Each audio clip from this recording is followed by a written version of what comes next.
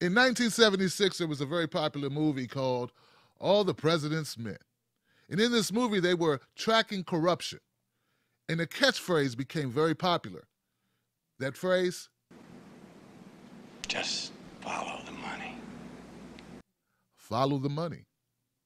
And you hear it everywhere you go. Follow the money. Follow the money. Follow the money. Well, the funny thing happens when you start to follow money. It goes different places. Oh, you may think you're going left, but you may end up going right. Or if you think you're going right, you might end up right on someone's doorstep. Now, today's events of Robert Mueller issuing indictments for Paul Manafort and Rick Gates leads us to this. Tony Podesta of the Podesta Group just stepped down. Now, Tony Podesta is a big-time hitter here in Washington, D.C. Podesta Group, big money maker, big lobbying firm. Brother to John Podesta, campaign chairman of Hillary Clinton, now Americans for Progress, the organization in D.C. He heads that up along with Neera Tanden. He's also a columnist for Washington Post. Well, Tony Podesta, his firm, the Podesta Group, has been implicated in the Mueller investigation. So this is what Tony Podesta did today.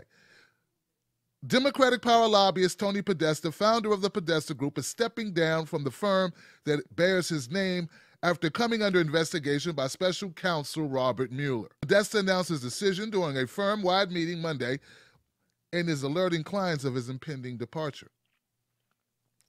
Podesta is handing over full operational and financial control to longtime firm CEO Kimberly Fritz. Fritz and the senior group of Podesta team will be launching a new firm in the next couple of days.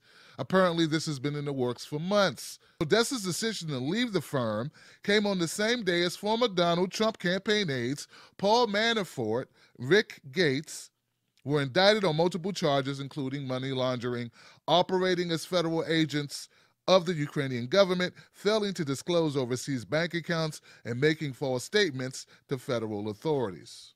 What's important to know here is this next paragraph. The investigation into Podesta and his firm grew out of investigators' examinations of Manafort's finances. Manafort organized a PR campaign on behalf of the nonprofit called the European Center for a Modern Ukraine. Podesta Group was one of the several firms that were paid to do work on the PR campaign to promote the Ukraine in the U.S. You mean to tell me that Manafort did business with the Podesta Group and they reap financial benefits from this undisclosed dealings with Ukraine all this time? So, yes, they did. In the Podesta Group, the backlash has been there because they went from $6.1 million in the third quarter of 2016 to $5.2 million in the second quarter of 2017, and it's fallen to an estimated $4.8 million in the third quarter of 2017. So clients are backing away from the Podesta Group, and this is a move to somehow isolate Tony Podesta from the Podesta Group because it may fail with his name on the masthead or his association with the organization. Look, I don't know if the Podesta Group had any idea that they were working with a money launderer, but I got a feeling that big business and lobbyists take money from all types of countries, all foreign countries. The thing is here, did they disclose it? And I don't think they did, and I think that's what the indictment's about. But make no mistake about this, as this begins to go further, it may end up on the side, or I should say the doorstep of the DNC, Hillary Clinton. How far removed is it if it's John Podesta's brother? How far away is that from the Hillary camp?